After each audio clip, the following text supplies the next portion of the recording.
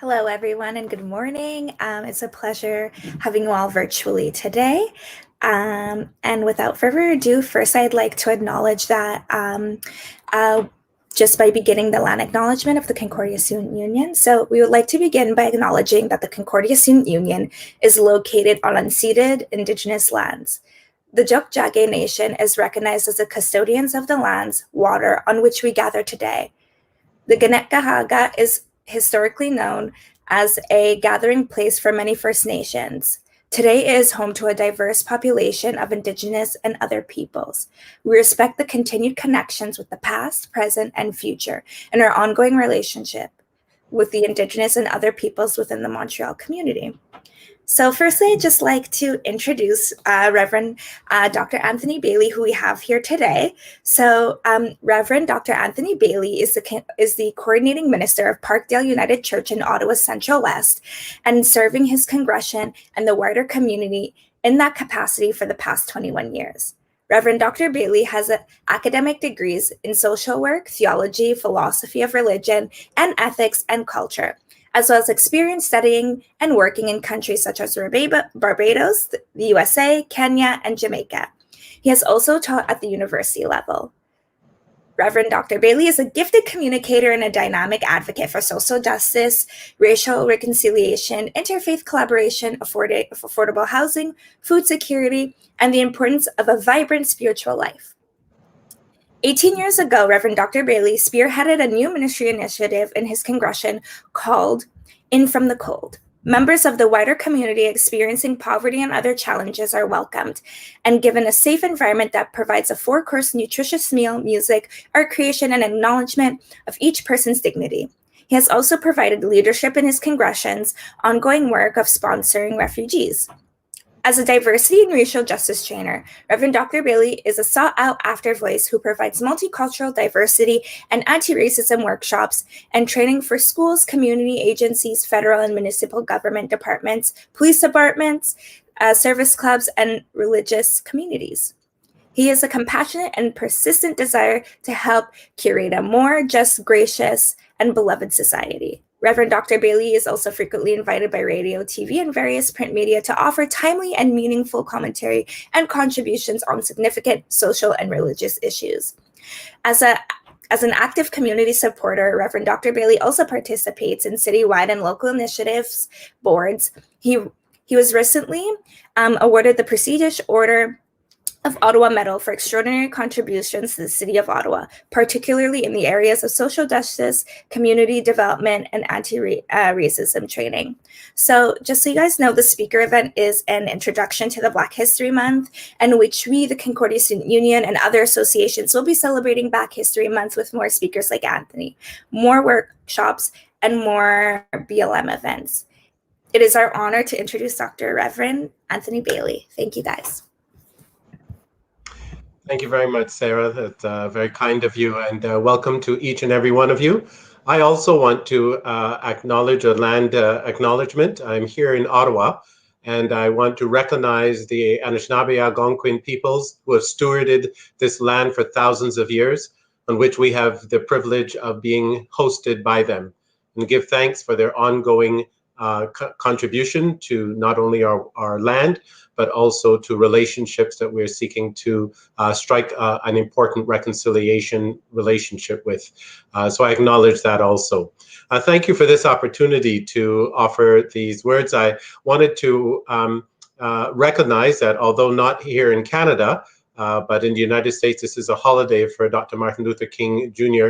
And I wanted to start by acknowledging his contribution to what we are seeing now is, I think, in a sense, a descendant of the activism that is taking place for anti-Black and anti-Indigenous racism. So Dr. King has been an inspiration to me personally and to so very many. Injustice anywhere is a threat to justice everywhere, and recognizes the scope of what we need to do. He is quoted as saying, a widely separated family inherits a house in which they have to live together, Black and white, Easterner, Westerner, Gentile and Jew, Catholic, Protestant, Muslim and Hindu. And because we can never again live apart, must learn somehow to live together with each other in peace. One of the things that I like about his sayings and words is this kind of unrest, this a sense of disquiet in the way things are. He talks about being dissatisfied. Let us be dissatisfied until integration is not seen as a problem, but as an opportunity to participate in the beauty of diversity. That's as relevant then as it is now. Let us be dissatisfied until men and women, however Black they may be, will be judged on the basis of the content of their character, not on the basis of the color of their skin. Let us be dissatisfied. He also said, our lives begin to end the day we become silent about things that matter. There are important things that mattered back then in his day, and there are many important things that matter even now, today. The precipitating events that I believe has brought us to this moment where we are engaging in a much more open and a much more assertive way, addressing issues of anti-Black racism and so forth, are what I call two pandemics. Yes, there is, we know, the coronavirus pandemic, but there's also been exposed a systemic anti-Black racism pandemic. It is a pandemic. Just very recently, you would see the continuing challenge that we face. On the left-hand side, you see a man kneeling on the neck. This was a reenactment that this happens frequently among white supremacists who mock the egregious death of George Floyd. And this was just last week, the one on the left, and the other is an undated photo. But this is something that continues to be used to stoke racial unrest. We're here to talk about, yes, this Black Lives Matter series, and it's a wide and comprehensive engagement. And I hope that you will be open to not only to hearing, but to having your particular points of view challenged and maybe affirmed in some ways, and that there will be something to learn. And so at the outset, I want to offer an invitation, if I may, an invitation to understand more about racism. So I want to encourage you to stay engaged. Try to resist becoming defensive. I mean, there's some things that I want to say that are very stark and open and truthful, and they may cause you to feel a little defensive, but stay engaged. Experience the discomfort. It's okay, work with the discomfort. We sometimes are thrown off kilter from that which we've always assumed, but it's an opportunity to learn, and especially in the context of a university where open education and a desire to really learn is important. In fact, I like the origins of words in Latin. To educate, educere, means literally to bring out, to bring out. So there are things that need to be brought out into the open for our consciousness. Expect and accept that this is a process, and we're all on the journey. And invite you to learn the vocabulary, grasp the meaning, because it's important to be specific about identifying what it is we're talking about. So I ask, do you ask enough questions, or do you settle for what you know? Questions have a way of evoking apertures and horizons of knowledge that we have not yet understood.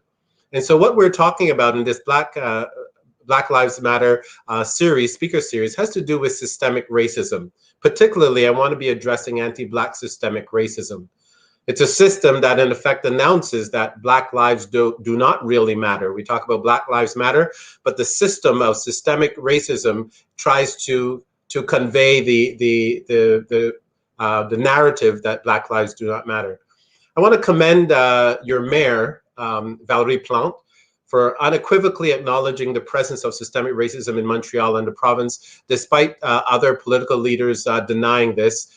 That 261-page June report recognized that the systemic nature of discrimination, and Mayor Plante said it is a report people have been waiting for. It's a collective awakening that systemic racism does exist. Why that's important? Because I'm sure you know, you've heard there are a number of people who deny the fact that systemic racism is a reality. What do we mean by it? It's when institutions or social systems exercise their power to create or maintain racial inequity as a result of hidden or blatant institutional biases and policies, practices, and procedures that privilege some groups while disadvantaging others. And it's incarnated, it's actually represented in individuals and groups. And so racism, when we talk about racism, we're talking about race-based attitudes. It's important to get the concepts and to know what we're really talking about. Racism and prejudice are not the same thing. We'll talk a little bit more about that in a little while. But they're attitudes, concepts, images, ideas that influences the way that institutions are set up and provide the framework for interpreting how things really should be. So unchallenged assumptions of this framework of interpretation is communicated and reproduced in societies. This is how we see from generation to generation systemic racism, because it's part of the socialization and the cultural transmission. And the way in which this is done is through our structures and through our institutions, media, the laws, the policies, schools, universities, religious doctrines, institutions, symbols, art. All of these things conspire to create a narrative of this particular notion of systemic racism. What this does, though, is largely ignore the significant contribution of racialized people to human flourishing and everyday life in our country. So we have to ask some questions. Questions are evocative and open up possibilities to new insight. So we ask, who got to shape Canada's original dominant systems? It's not Indigenous people, not women for the most part, not children, not non-white peoples, not a broad diversity of cultures, not recent immigrants or refugees, but white males with European culture. That the ones in power are the ones who organized the system in which we find ourselves. So here's a thought experiment. What might our dominant institutions and systems actually look like and behave like if they were primarily conceived and developed and run by, get this, a diverse community of women? A diversity of women. Do you think that there would be an imagination about different ways in which we ought to relate to each other and we ought to construct our systems? We need to acknowledge the fact that institutions and systems are not neutral. Some people say, well, everybody has the same chance. You just have to work hard, so to speak. They tend to think that institutions and systems don't have a particular cultural value and preferences and identity. They do. They are curated by a particular peoples. And so the assumption that regardless of who you are or where you come from, institutions and systems will treat everyone the same is just not true. Here's the case. Institutional systems have been informed by narratives, and those narratives have to do with the legacies of patriarchy and colonialism, capitalism, slavery, racism, and particular interpretations of some religious texts as well. So historically, we know that those in power, those who organize our society, they predicate this authority, as it were, on narratives of hierarchical superiority and difference. And I want to ask you to stay with me here and not to get your shackles up too much, because it's important for us to describe the reality and then let's try to understand what it means. The most significant controlling of these narratives has to do with the invention of whiteness. And it's important for me to say that, and you'll see in a moment how this gets applied in various ways. So when we talk about whiteness, it is multidimensional, and Robin DiAngelo of White Fragility says a social and institutional status and identity imbued with legal, political, economic, and social rights and privileges that are denied to others. So it's a creation of a particular privileged status that is accorded to some. Racism, as a discriminatory product of invented hierarchy of human value, is perpetually reinforced by the construct of whiteness. So the normative reference, so until very recently, even within our nomenclature, in universities and in political life, we used to talk about non-white people. To use that term non-white suggests that white is the standard against which everyone else is compared. And so now we've changed that. There's been some change, but for a very long time, this was the manifestation of this notion of whiteness.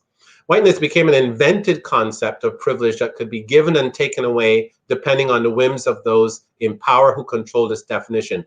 Now, this is a very important example that I want to share with you to demonstrate the not only the ubiquity of whiteness, but how it can be differentially accorded and withdrawn. It tells you that it is not something that is static. So I'll give you an example. Some of you who are on this call might have heritage from England or from Ireland. And you know that for hundreds of years, the Irish and the British and the English were at odds with each other for various reasons. But in the mid to late 19th century, there was a mass migration of Irish people to the United States. And remember that on the eastern seaboard, the 13 colonies were the British, where the British established a foothold. And so as these Irish immigrants came, those who were at the border, the border agents, would be classifying people as they came off the boats. And as people acknowledged themselves to be Irish because of this feud between the British and the Irish, the British officers and the British communities and settlements would refer to the Irish people as Negroes turned inside out. They would actually depict them in apes. This is a picture from that era where they're described as looking more like Negroes than white people. So here's an example of how sort of white privileges and whiteness is arbitrarily accorded and withdrawn. If you look at Irish people, you would say, well, according to the normal perception, they're as white as British people. But here you see it's not so much about the physical reality, it's about power and it's about privilege. So what we want to do is to try to understand this complex systemic notion about whiteness and supremacy and racism and so forth. So if you look in the middle of this slide, you see an iceberg. And we all know that the majority, in terms of the volume of icebergs, are below the surface, not above it. So it's larger below than above. And so this is what we mean, that there is something that's underneath that sometimes we don't see. We don't see below the surface that needs to be acknowledged. So white supremacy, then, we can use the illustrations here, is what you might consider the water. The belief, theory, or doctrine that white people are an inherently superior people from all other racial groups. So that's the water that we swim in, so to speak. The surface is white privilege. So that's all of that supremacy underneath, all the doctrine of privilege manifests itself on the surface in terms of institutional, social, unearned benefits that are granted to people who are white just by virtue of their skin color. So whiteness then is the iceberg itself, the totality of the iceberg, which is socially and politically constructed. It's a learned behavior, it's fluid, changes over time, and it is a state of unconsciousness. So sometimes invisible, you don't see your own reality. Invisible to white people, it's filled with an ideology of beliefs, values, and behaviors. So as we look at the items, then we know that undergirding this huge iceberg are certain beliefs, certain patterns of behavior and organization, certain values, certain myths about superiority. And these are implicitly learned in terms of the passing down of culture through families and institutions. They're unconscious often and just assumed, and they're difficult to change. It is very, very difficult to change a perception because it feels like there's a disruption in one's identity, one's construed way of being. And so that's what makes it almost impervious to change, but it is possible. And subjective knowledge. So what we need to acknowledge is that when some of you even right now are hearing these things, and people tend to have what's called a defensive reflex. And so we need to be careful and we need to be explicit about what we're saying. So when we talk about white privilege that comes from the arrogation of whiteness that can be applied willy-nilly to those in power, white privilege does not suggest that white people have never struggled or have challenges. The truth is that many white people do not enjoy privileges that come with economic success. We know unhoused people. Look at the homeless population in Ottawa, as well as in Montreal and other places. There are people who present as white, so to speak. So we know that when we talk about white privilege, we're not talking about everyone having the same kind of reality and lived experience. These privileges that come with economic success, adequate housing, stable, well-paying job and security, many don't experience that. So it's important for us to acknowledge this. We also have to acknowledge that white privilege does not assume that everything a white person has personally accomplished is unearned. Obviously, most white people who have reached high levels of success have worked hard to get there, and that needs to be acknowledged. However, what we also need to acknowledge is that white privilege should be regarded as a built-in advantage, an unearned leg up separate from one's level of income or effort. There's just starting ahead, so to speak. Now, what happens is that this white privilege gets coalesced in more extreme ways at times. So a major concern is a rise of white supremacists and white nationalist groups and activities that comes from the application of whiteness. The perpetrated, for instance, in Charlottesville, in Quebec, your own province, Pittsburgh, Christchurch, New Zealand, and Poway, all of these shootings were reported to have come from those with white supremacist, white nationalist ideologies, seeing that feeling the white race is being polluted and being undermined in its superiority, so striking out in violence. The Quebec City situation. And just to demonstrate that this is still going on, just last week, as we all know, the mob violence up on Capitol Hill, here's one of the Trump supporters who is brazenly demonstrating the Confederate flag, which is a symbol of white supremacy and the enslavement of blacks. So trying to reassert this supremacy. And there's a great anger that comes with it. I want to share a personal story from my own reality. This is in 2016. This is outside of our church. This is one of the doors of our church, Parkdale United Church in Ottawa. This is the second time that our church was attacked with racist graffiti. This one was more egregious, however, in that there was a threat of violence to me personally from the perpetrator. So if you look at the door, obviously you know what that word means, it recognizes. But here we see white supremacy is not only about anti-blackness, but also anti-Jewish and so forth. The numbers you see on the top of the door there, 1488, it's a cipher. It's a cipher for those who are Nazis and those who are white supremacists. 14 stands for the number of words in the oath to become a white supremacist. 88, the eighth letter of the alphabet, H8 stands for Heil Hitler. So here you have a conjoining of anti-black, anti-Jewish, and my colleagues also, my Muslim colleagues have also had their mosque attacked. Now, one of the things I want to say about this is, so part of our understanding, part of our Christian belief is that we seek not for revenge. Obviously, we're angry at this and hurt. Members of my congregation were devastated. Some of the children and the youth and others who feel a safe place in that congregation, especially where they're bullied at school and so forth. This was a real difficult time I had to navigate with my staff and others to care for people.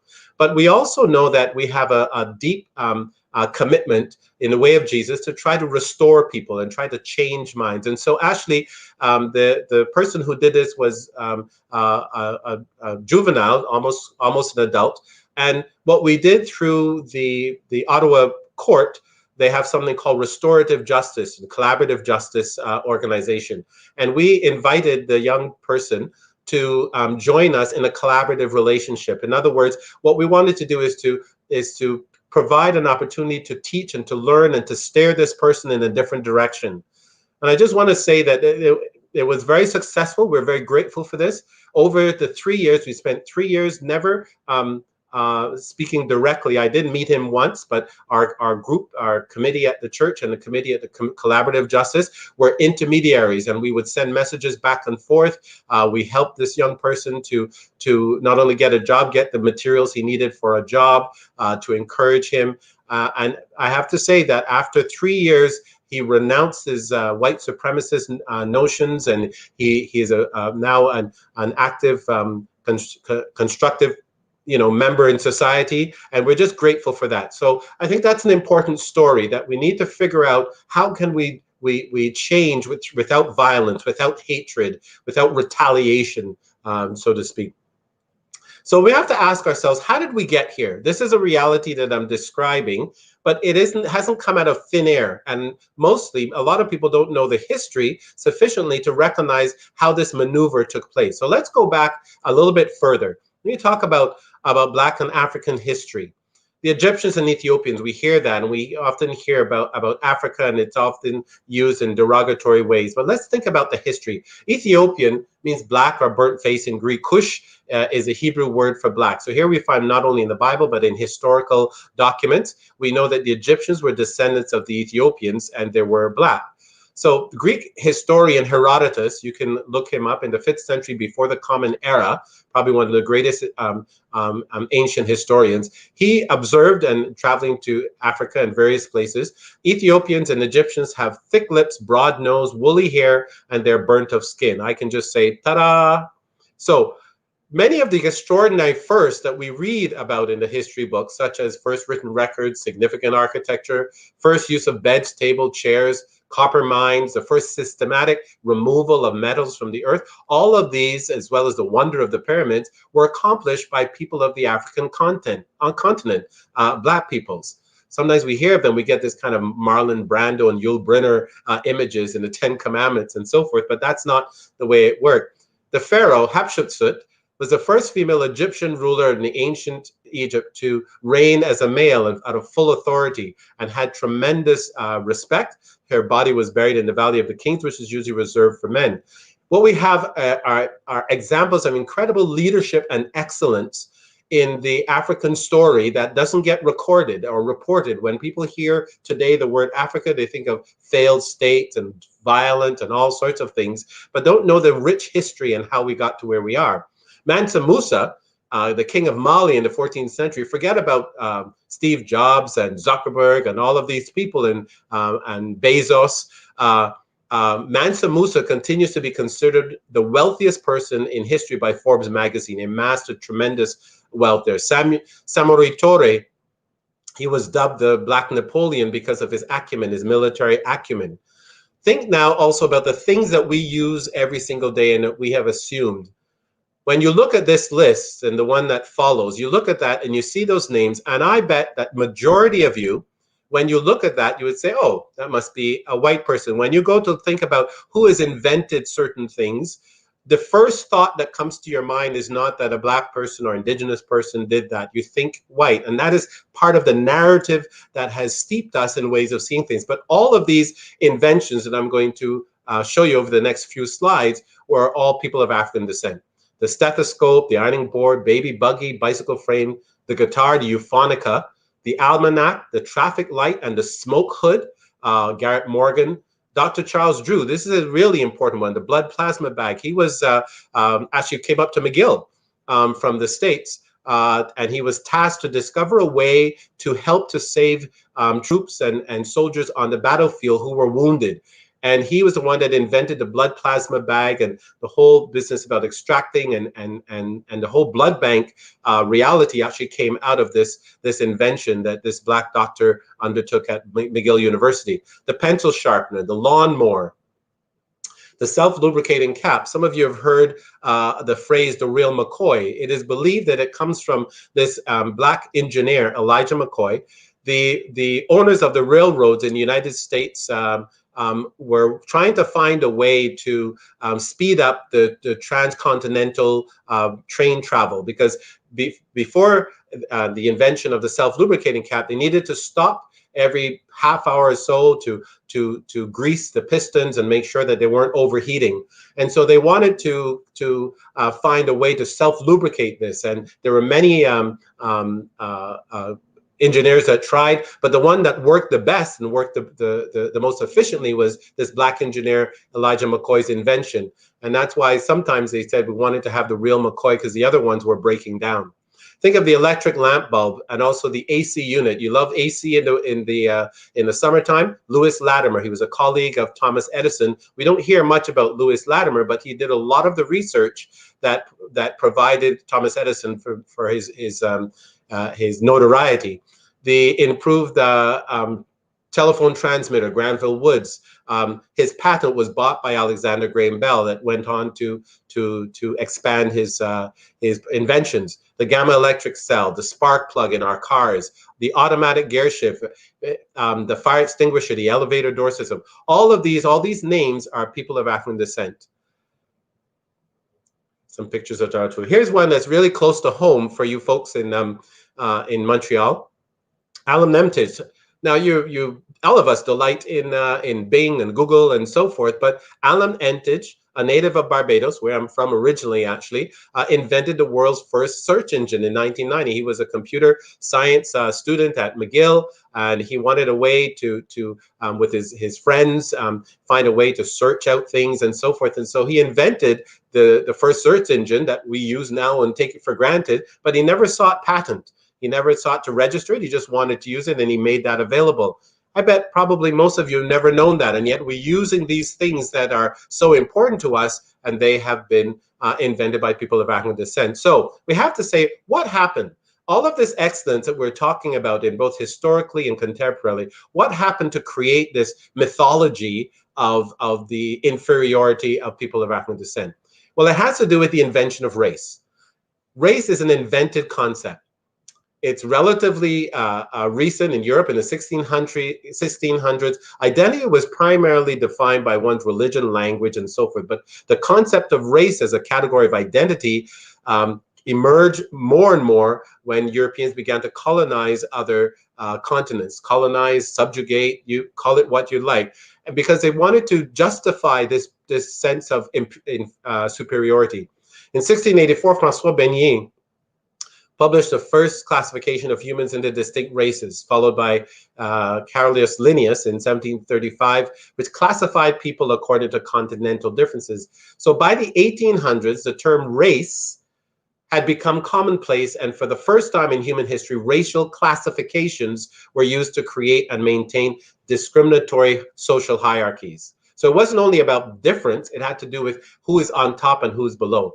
I did doctoral studies in part of my philosophy work in Atlanta, and you study Immanuel Kant and so forth, but you have to look very hard to find some of the more what I would call egregious contentions that he made. He was a brilliant philosopher, but he had some deep racist perspectives and understandings. This is what he wrote: "Humanity is at its greatest perfection in the race of the whites. The yellow Indians do have a meager talent. The Negroes are far below at the lowest point." So here he's buying into this hierarchy of human value. Another thing he said, this fellow was quite black from head to foot, a clear proof whatever he said was stupid. So just one's blackness equaled stupidity. So this became part of both the philosophical and the narrative reality that began to spread out throughout the world from Europe. Kant said also, the Negro can be disciplined and cultivated, but is never genuinely civilized, cannot develop rationality as Europeans can. Among the hundreds of thousands of blacks who were transported, get that's coded word, who were enslaved and sent away, transported elsewhere from their countries, still not a single one was ever found who presented anything great in art or science or any other praiseworthy quality. This is Kant, one of the leading both historians and philosophers, is talking about this hierarchy. Now, given what I just explained about the excellence of those of African descent and what they invented and how we are using every day these things, you can tell that what Kant is saying is absolutely untrue, and yet it held sway. Another of his colleagues, David Hume, a Scottish philosopher, consistently insisted on the natural inferiority of blacks, which set them apart from other races, and believed that the difference between Europeans and Amerindians was as great as the difference between human beings and animals. Again, here's the hierarchy of value. And so Hume writes this: "I am apt to suspect the Negroes, and in general all other species of men, to be naturally inferior to the whites. There never was any civilized nation of any other complexion than white, nor even any individual eminent in action or speculation." Do you hear this egregious boasting, which is absolutely unfounded? But these are the notions that carried sway and carried the way in which not only society was organized, but also in way people were treated. Charles Darwin, the evil of racism was therefore nothing new when Darwin and his evolutionary theory came on the scene. Racist thinking increased. So by orders of magnitude, under the influence of Darwinism and evolutionary thinking, and became mainstream science. So we go from philosophy to economics, to societal construction, to science, and it begins to permeate this notion, a false notion of the hierarchy of value and whiteness over blackness, how this is all intertwined with racism. So what we've come to understand is that race is a socially constructed category of identity, with its roots in ideology that situates humans in a hierarchy of social value. There's no basis in science. Race doesn't exist, but racism does. So we know we can confine it to opinions and not that there's scientific validity. We've always assumed that that's just the way things are. That's how people are, but it's a false narrative. It's a false narrative because these classifications persist to this day. So let's look at how this impacts our own country and impacts the way in which we relate to each other, and how we are still struggling with this notion of anti-Black racism and systemic racism, how this has come to the fore. So we go back then to the first contact with Europeans and Indigenous people. And it was negative, and it left their lives negatively affected. And we see that even to this day. The Indigenous relationship, so you had the settler superior attitude towards Indigenous peoples. Again, remember that the Europeans, the British and French and others are coming from Europe, stoked in this notion of superiority and therefore manifest destiny. Terra nullis, we can come and do whatever we want. We authorize because we are the chosen people, so to speak. And so this kind of superior attitude is what occasioned the fraught relationship that we're still dealing with today. Broken treaty arrangements, the Indian Act in 1876, and there were a couple of amendations in 1951 and 1985, but in effect, it is still in de rigueur. The residential schools, forcible removal of Indigenous children, deculturation, and we know the murder and missing Indigenous women and girls, the dismal failure about how to respond to that. So we see this is going on, but it's not an accident. We recognize that if we look at our policing situation, the Northwest Mounted Police originally, which became the RCMP, was created expressly and designed to keep order in the Northwest. In other words, to control Aboriginal and Métis populations, and also later on to some extent the Black population. So they enforce this racist subjugation agenda of the federal government. That's why we're still besieged by some of the ideologies in some of these situations in our police departments. Indigenous people make up more than 30% of the inmates in federal custody, despite making up only 5% of the population. Similarly, this might be a surprise or shock to some of you. We think about Canada being sort of, we tout it as a North Star and the Underground Railroad, and it is true. A lot of enslaved Black people from the U.S. made their way up through the Underground Railroad. We know about Harriet Tubman and so forth, and that is all true. But there's another truth that needs to be laid beside this. A lot of people don't know that African slavery, the enslavement of people of African descent, was practiced here in Canada, in New France and British North America for 200 years. Politicians, Canadian politicians, Roman Catholic priests, they owned enslaved Blacks here. In fact, they also were treated so badly that some enslaved Black people from Canada began fleeing Canada in 1777 to Vermont. Vermont was the first territory in the United States to abolish slavery, even before the British Empire, which was in 1834. So slavery was not abolished here, but they had Blacks escaping to Vermont in order that they would not be re-enslaved. We think of the Chinese laborers and the CPR. 17,000 Chinese laborers came to work on the Canadian Pacific Railway. Many died in the construction. It was a very challenging project. There was a head tax that was introduced and applied to Chinese immigrants, and $23 million was collected over 1885 to 1923. And then in 1947, after all of the work and all of the money that came to the Canadian government, they closed the doors to Chinese immigrants. This may shock some of you. You may not have ever heard of this, but the cabinet of Prime Minister Wilfrid Laurier actually passed an order in council in 1911 to prevent Black people from coming to Canada, to stop Black immigration. Did not want Black people in Canada. Although Blacks have been here, came as enslaved people, and others have come, they wanted to stop that. So you see, what we're talking about is the systemic ways of circumscribing the reality and discriminating against others. We think of the Japanese peoples also in the internment camp and so forth. But discriminatory immigration continued for a very long time. It wasn't until 1976 that people of color immigrating from Asia, Africa, Latin America, and Caribbean could use the point system in order to get here. The country and the the politicians and the lawmakers did not want non-white immigration here in Canada up until 1976. So there's a long legacy that we have to acknowledge. Another thing is that in the 60s and 70s, the US and the Canadian security services actually cooperated to undermine and sabotage Canada's Black community. When we were trying to step out for our rights and so forth, research has shown how US and Canadian security service cooperated and sabotaged Black activism, inserting people to create violence and to discredit the movement, infiltrating Black and Indigenous activist groups. This is all part of our Canadian history, part of the way in which the application of this hierarchy of race and value takes place. So, scientists have confirmed that there's no biological basis at all for what we refer to as races. 85% of our genetic variation occurs between individuals. There's only 5% between so-called racial groups that take place. Some of you may have heard of the Human Genome Project. The Human Genome Project spent 10 years examining 3.3 billion base pairs of human DNA.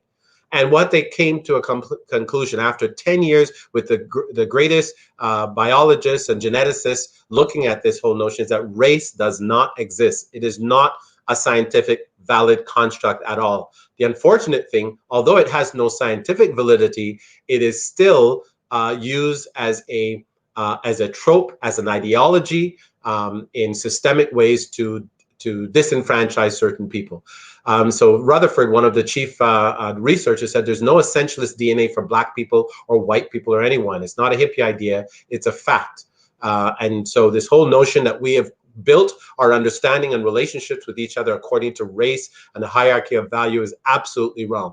It's kind of like, Wizard of Oz. You pull back the curtain and you realize it's all been a lie, the person pulling the levers there. So let's look at some of the facts. So although it is not a fact, the effect of it, the use of it, has caused great harm and continues to. Black Canadians make up only 3.5% of the general population, but represent 10% of the federal prison population. And Black citizens, we know they've stopped this now, although some are making it known that it seems to be coming back to some extent.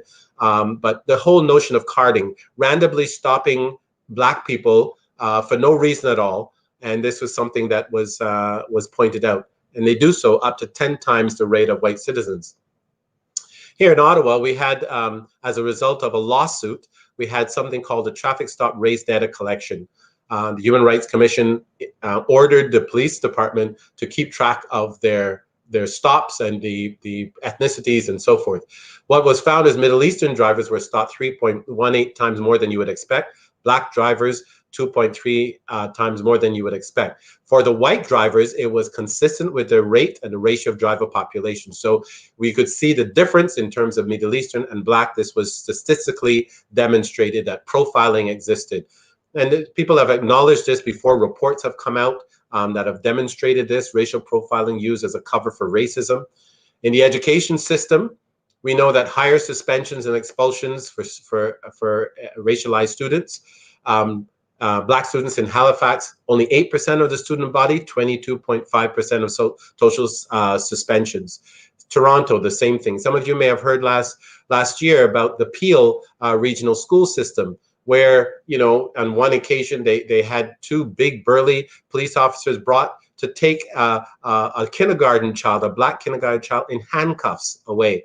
Teachers also have been disclosing that they indeed have been steering Black students towards applied subjects and not to university level subjects and so forth. There's been this institutional work to undermine the success of Black students. So this is reality. These are not things that are just made up. These are testimony and things that have been demonstrated. In Montreal, where most of you are, I imagine, the recent award just last month by the Human Rights Commission given to a Black family as a result of racist bullying and harassment of two of their children in the Marguerite Bourgeois school board. And the Human Rights Commission investigated the complaints and discovered evidence of anti-Black racist comments from other students. This is something that is going on in the schools and needs to be addressed. We think of the experience of Black women. They face unemployment rate of 11%, which is more than double the national average, and they earn less than compared to white men and to white women also, less income. The child welfare system is another situation. Here's what I'm talking about, the systemic way in which the false notion of the hierarchy of value gets played out in the reality of people's lives. Black parents are 40% more likely to be reported and investigated by Child Protective Services. In Toronto, 18% of the population is Black. Black children represent 42% in Toronto's Children's Aid Society. This is egregious, really. You think of the Commission of Systemic Racism in the criminal justice system, something we've been railing against for very long. We find for the identical drug crime charges, only 36% of white defendants were sentenced to prison. For the exact same amount of drugs, for the exact same charge, 55% of Black defendants, a difference that could not be accounted for by non-racial factors. And so what we're seeing again is the application of law, the application of justice is kowtowing, so to speak, to this false notion of the hierarchy of social value. We have also statistics about income. Black Canadians make less annual income than non-Black Canadians. For new immigrants and third-generation Canadians, a proportion of the population that's low-income status, Black Canadians are nearly twice as likely as non-Black Canadians to be considered low income. We think also of hate crime. Black Canadians are more likely than any other group in Canada to be victims of a hate crime. We think also about the way in which this has been touted and spoken out for a very long time. We know that the research, extensive research, talks about Black Canadians are demonstrably facing different outcomes in employment, housing, and policing and justice systems. And so, particularly speaking about the policing situation that has been in front of us for the last number of months, the Canadian Police Association President, Tom Stamanakis, has said that at all levels of policing have to address systemic racism. He's further stated that police need to listen to communities who say they're concerned about their interactions with police. So here's the Canadian Police Association president acknowledging what is there. And this is something that I have been trying to engage with. So in Ottawa, I've been providing anti-Black racism and unconscious bias training to police, trying to engage with them in terms of community impact, community relations, how we can find those who are mental health experts to go along on some of the calls to try to de-escalate situations and to recognize the biases that are at play. We talk about unconscious bias, and this is something that all of us are struck with, really. The human brain has two different systems, ways of thinking, the rational mind and the unconscious mind. But the unconscious system controls 90 and 95% of our behavior and decision making. So images and narratives and beliefs and the things that inform the way in which we look at the world are what's called our perspectival orientation. That is what's really guiding what we're doing. We have to be very alert and very intentional about checking that unconscious bias in order to navigate in a particular way. One of the ways that I share with the police, I talk with them in the training, has to do with what's called threat perception failures. And this is particularly significant, especially for racialized people who are disproportionately shocked, disproportionately injured relative to the population. And so researchers have shown how implicit bias can creep into an officer's most critical decisions. So to shoot or not to shoot. They describe this as threat perception failure. So for instance, you ask someone to show their identification. The Black driver reaches out to his coat or something to show his wallet and is shot because it's perceived that there's a gun in his hand. So this has to do with the heightened sense of suspicion and this threat perception, and it comes from the unconscious bias that is at work, and it needs a particular way of speaking to that bias so that you can interrupt what seems automatic, because it often ends in deadly force in certain situations. An example of this intentional restraint is a wonderful the story of Officer Lamb. It was an egregious situation. You remember the man who drove the van and knocked down and killed people in Toronto on the sidewalk. And when it seemed like he wanted to, suicide by cops, so to speak. And so he came out and he used his pretending to be a gun several times. And Constable Lamb refused to shoot him. He had his gun drawn. He was in a proper stance and so forth, but he was concerned about pedestrians, and he secured the area. And the suspect claimed to have a gun. He said, kill me, and he tried several times, but the officer didn't. And he just spoke to him and said, I don't care, get down. And he took him down, and it was the avoidance of another shooting. So we have to find ways to erase this systemic racism. We have to find ways to undermine it. And there's some remedies that I want to suggest to you going forward.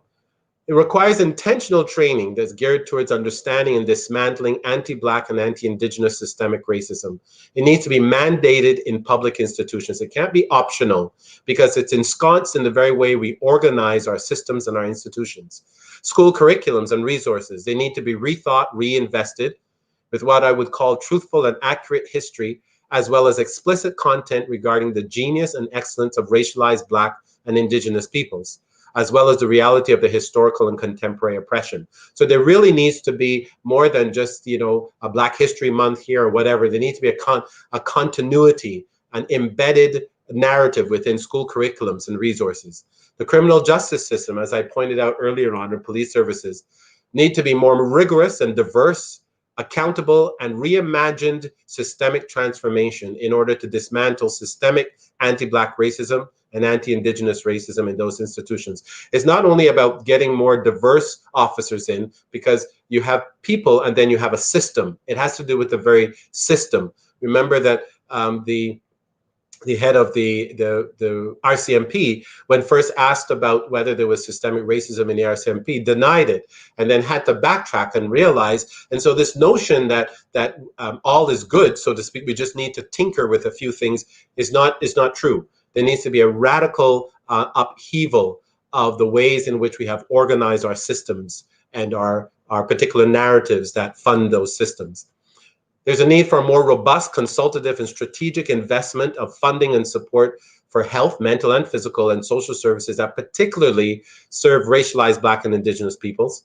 There needs also to be systemic racial and bias barriers to meaningful employment. So the systemic racial and bias barriers to meaningful employment and advancement need to be identified and dismantled in order that equitable access is made possible for racialized Black and Indigenous people. So it has to be named, but also it has to be not only identified, but dismantled. And so I want to invite you as I close now with a possible journey, a possible anti-racism journey. People often say to me, well, what can I do? You've presented a lot of things. There's a lot of description. What can I do? And here's a stepped process that I want to invite you to consider and to reflect on. So it has to do with moving from the illusion of neutrality. People say, well, I'm not going to get involved. I'm going to stay out of this conversation. That doesn't work. If you see yourself as neutral, you're in favor of the status quo. So there's no neutrality really. But also there's something called performative allyship. We have to move from that, and I'll describe what that is in a moment. We have to move away from that to become accomplices and advocates in dismantling of the racist ideology, policies, practices, and institutional cultures that maintain systemic racism. The 5 A's of allyship. First thing is to ask. If you want to be an ally in this dismantling of systemic racism, you ask and say, what does support look like? Listen to your racialized Black and Indigenous neighbors, friends, and colleagues. Listen and hear what it is that they have experienced. In what ways can all of us partner in respectful and meaningful ways? So allyship then is something that has a particular action. And the first thing is to ask. Don't go assuming, to ask. And then the other thing is to access information, educate yourself about anti-Black racism and systemic racism. There are many books and digital resources, How to Be an Anti-Racist by Reverend Kendi, White Fragility, Skin We're In. There are a number of resources out there. So access information and do your work. Do the work that brings an emancipatory perspective to yourself. The third is avoid. Avoid overly apologizing for one's actions or lack of insight. That has some appropriateness, but avoid that, because what it does psychologically is that it acts to make you feel better rather than redirecting your energy into learning and discovering and being stretched. So apologizing could be a way of just not doing any further work. So yes, you may be regretful of some of the things that you said or perceptions and so forth, but don't stay there. Recognize that there's more to be done. And so to allow, has to do with use privilege, those of you who identify as white, to use your privilege to make space for racialized Black people to share their experiences, tell their stories, and challenge your assumptions. Okay, so allow space to happen. Privilege sometimes means that you have opportunities to do that others don't. Be open-minded and hospitable and humble enough to hear the pain as well as celebrate the resilience. I need to let you know, though, I mean, allow or not, Black people will take the space anyway. That's just how it is. And also, have the last A has to do with becoming accomplices. So it's different from just kind of being an advocate, only an advocate, accomplice. Put those things together. This involves intentionally moving from performative allyship, showing up at marches, wearing Black Lives t-shirts and making posters and so forth. That feels good and maybe has a place, but that's not where it really is. Committed allyship has to do with committing to the long haul, educating yourself, long-term systemic change, leveraging white privilege to bring real change and justice to the systems and institutions that have been oppressive and disproportionately difficult for people. In so doing, I want to suggest to you that we are planting something for the future. We are planting justice, we are planting harmony, we're planting a new insight and a new way of relating and relationships with each other. And I want to suggest by faith and by courage that in so doing, we will find a harvest of justice, a harvest of love, of equity and diversity relating to each other. Thank you very much. Willing to host some questions? Yeah. So I'm going to start with my questions, but while I wait for the chat to roll out some of theirs, I know they had some stuff brewing there. Yeah, that was a great talk. I really appreciated all that. You kept me really focused there. So my first question is, so you mentioned that you do some police training. I was wondering if you could elaborate on like what you've learned from doing this kinds of trainings, and are they successful? And I mean, in Montreal, we're also looking for police reform, and so I was wondering if you had any insights on how we could like better mobilize on that front. Yeah, it's thank you for that question. It's a long haul. It's a long journey because the intransigence of systems make it very difficult to change. And so what I suggest is that this needs to be an ongoing thing. But more than that, I've suggested to the police that this kind of training needs to start in police college. So when the recruits are accepted, they go to Aylmer, Ontario, near Windsor, I think it is near there, and there's a police college there. And I've asked questions around this, and what I've come to understand is that there's not any robust diversity training, anti-Black racism training, anti-Indigenous training that is part of the curriculum there. So more than just having a curriculum, we also need to have people who are equipped to be able to not only explain, but to deliver that kind of training. So from the very beginning, that needs to happen. For the officers who are already members, the ongoing training needs to take place. And you know, there's a lot of skittishness about it because, you know, there's a certain culture within some police services. And we know that just having diverse officers isn't enough because the systems are what control the structure and the systemic nature. So there needs to be a re-examination of the policies, re-examination of conduct. So for instance, one interesting conversation we're having here in Ottawa has to do with changing the way in which calls for service are remedied. So, you know, we've had, you know, a very high profile situation here in Ottawa, Abdirahman Abdi, who died at the hands of a police, and he was exonerated or not found guilty. But what we're talking about is that he was in a mental distress, and officers are not really equipped to deal with severe mental distress, and we see that in Toronto also and other places. So there needs to be not only more training, but there needs to be a collaboration with mental health workers who can go together in response for calls for service with police members. So what I'm saying is a multi-pronged situation. It's a multi-pronged situation. It's going to take a long time, but there are steps that can be taken first at the police college, ongoing training, and trying to help the members in any police service recognize not only their own biases and so forth, but to have others alongside them that can address situations of volatility, especially mental health. Great. I'm just looking in the chat here for some questions. I have 2 more questions I wanted to ask you.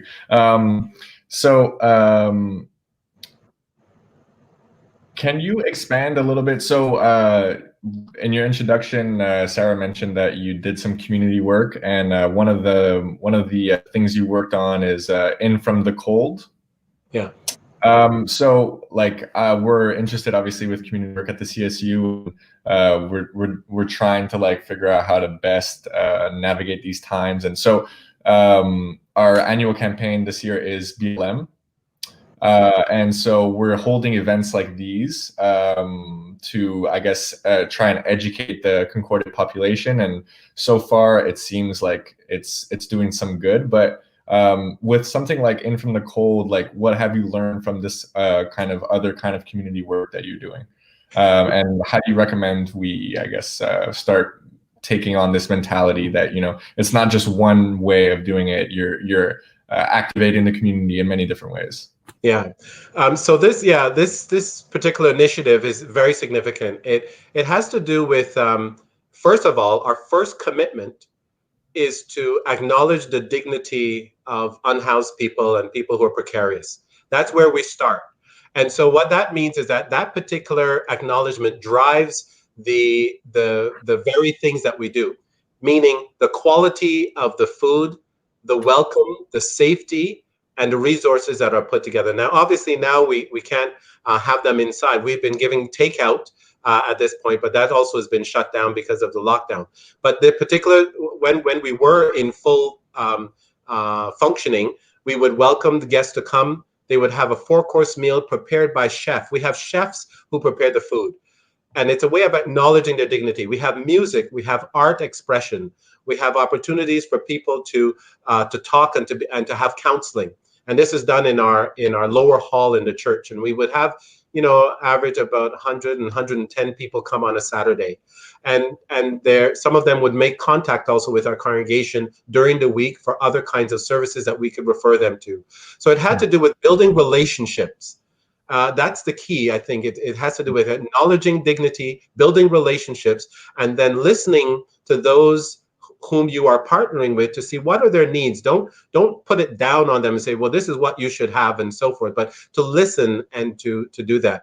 And we've found it transformative for our congregational members, some of whom have never interacted with unhoused people and so forth. And so it brought a real vibrancy and a sense of humanity in this both intercultural and multiracial opportunity to come together. I see some similarity in the approach from your approach here with the approach to the nationalist youth person that you rehabilitated, and it's like building a relationship seems to be probably the best way to fight racism, because the better you know people, the less you're going to mistreat them. So we have a few questions from the audience. I'm going to start with Harrison Krishner, who asks, what do you think is the best way to transform the education system, specifically courses like high school history, which tend to be systematically racist in practice? Yeah, good question there. I think I addressed that a little bit in what I was saying. It has to do with reforming the curriculum. We have to go back and to see, to tell the true story about Indigenous people, to tell the true story about the role that the Canadian government has played, politicians and so forth. So we need truth telling is one of the ways. Another is to be much more hospitable to a variety of narratives, to a variety of educational narratives that can be brought into the system. As I said before, education literally means to draw out, to take out. And so what we need to do is to take out of various cultures and various philosophies and realities, lived realities, what makes for a more fulsome educational experience.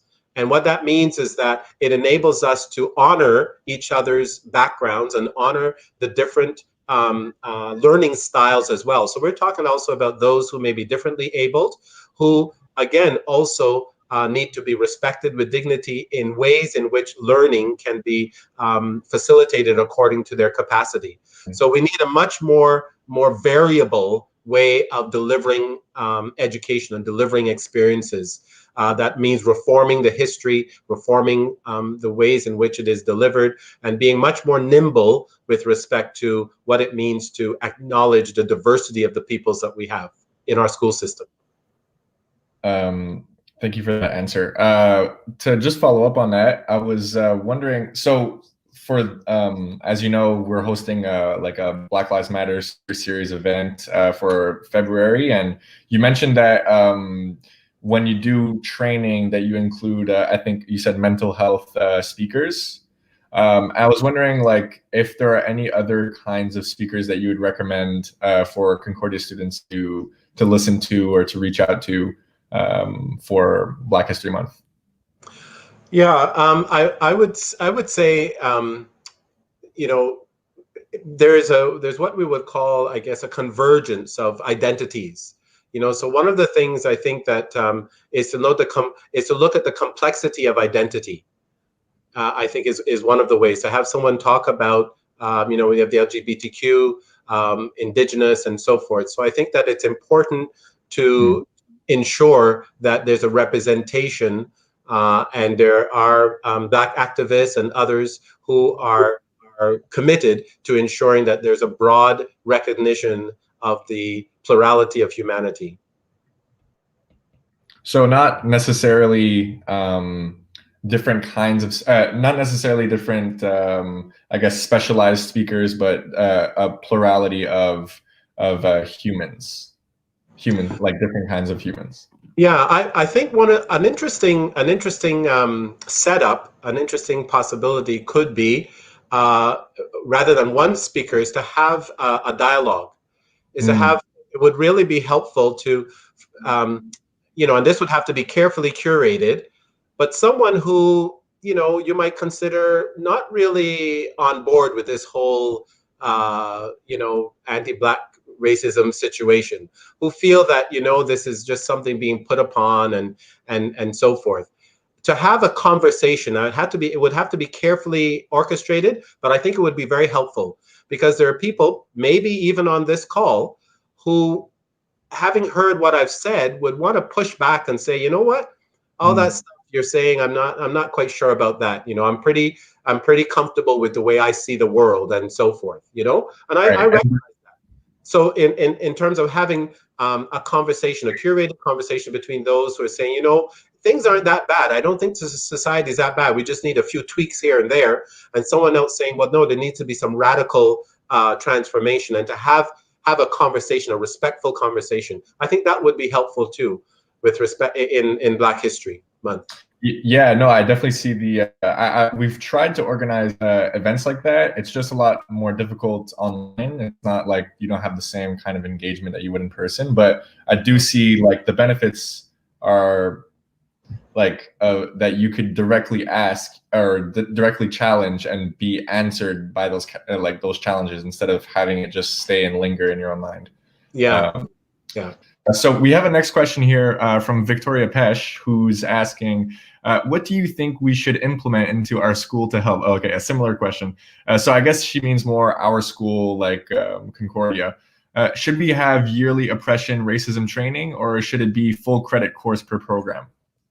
Yeah, I think that excellent question. Excellent question. I think if these matters that we're talking about, and I think they are essentially absolutely important, that if we do value that and we want to move forward, then it needs to have both the pedigree and the exposure that treats it seriously. I would love to see the creation of more courses that actually address this, not only on a one-off panel or a little workshop, but that there can be a persistent kind of opportunity, a journey in discovery and wrestling with this as actually course options.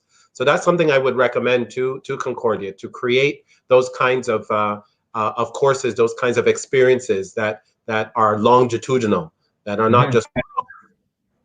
I never considered even bringing it as a full course, but that's a great question.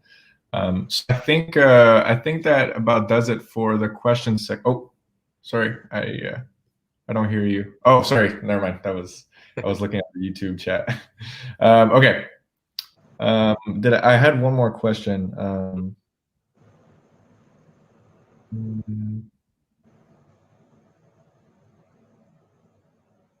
No, I think that's it for now. If you had anything else that you wanted to elaborate on, now's the time, and after this, we'll wrap it up. Yeah.